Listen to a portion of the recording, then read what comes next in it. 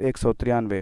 ایک اور حدیث مبارک عرض کرنا چاہوں گا کہ سرکار دو عالم صلی اللہ علیہ وسلم نے ارشاد فرمایا، مرد اپنی بیوی کو ضرورت کے لیے جب بھی بلائے اور اس کے پاس آ جائے، اگر وہ تندور پر بھی ہو۔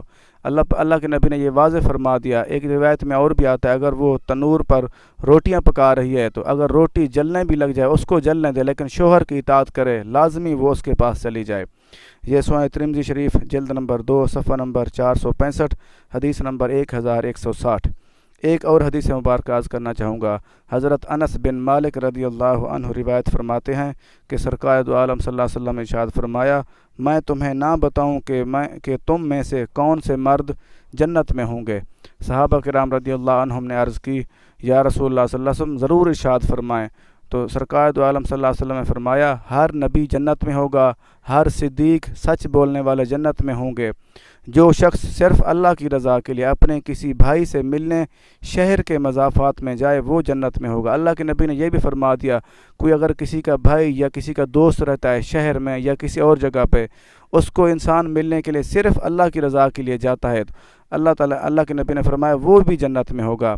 پھر فرمایا، اور کیا میں تمہیں نہ بتاؤں کہ تمہاری عورتوں میں سے کون سی عورتیں جنت میں ہوں گی؟ صحابہ کرام رضی اللہ عنہ نے عرض کی، یا رسول اللہ صلی اللہ علیہ وسلم ضرور ارشاد فرمائیں۔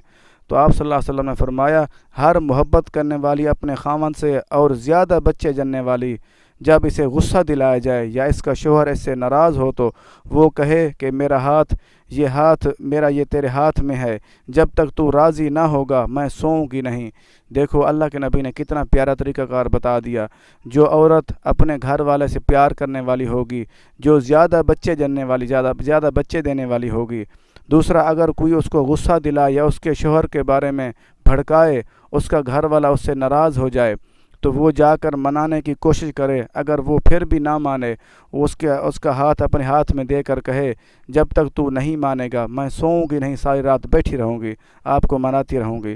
یہ المعجم الکبیر باب الف جلد نمبر 1 صفحہ نمبر 472، حدیث نمبر 1743۔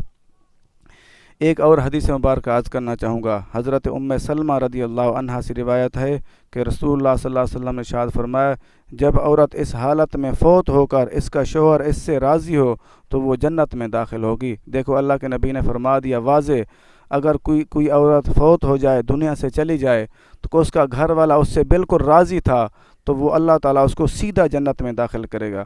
یہ سنن ترمذی شریف جلد نمبر 3 صفحہ نمبر 595، حدیث نمبر 1854۔ ایک اور حدیث مبارک عرض کرنا چاہوں گا۔ ایک عورت سرکار دو عالم صلی اللہ علیہ وسلم کی خدمت میں حاضر ہوئی تو آپ صلی اللہ علیہ وسلم نے اس سے پوچھا، کیا تم شادی شدہ ہو؟ اس نے عرض کی، جی یا رسول اللہ صلی اللہ علیہ وسلم۔ تو آپ صلی اللہ علیہ وسلم فرمایا، تمہارا اپنے شوہر کے ساتھ رویہ کیسا ہے؟ اس نے عرض کیا، یا رسول اللہ صلی اللہ علیہ وسلم، اس کے حقوق پورے کرنے میں کوئی کمی نہیں کرتی مگر جس سے میں عاجز آ جاؤں۔ اس سے معلوم یہ ہوا، اس نے کہا کہ میں تقریباً ہر شوہر کی اطاعت کرتی ہوں ہر بات پہ، اگر اس کام پہ نہیں کر سکوں، جس چیز سے عاجز جو کام نہ کر سکوں، تو سرکار دو عالم صلی اللہ علیہ وسلم نے ارشاد فرمایا، اس سے جیسا بھی رویہ اختیار کرو وہی تمہاری جنت اور جہنم ہے۔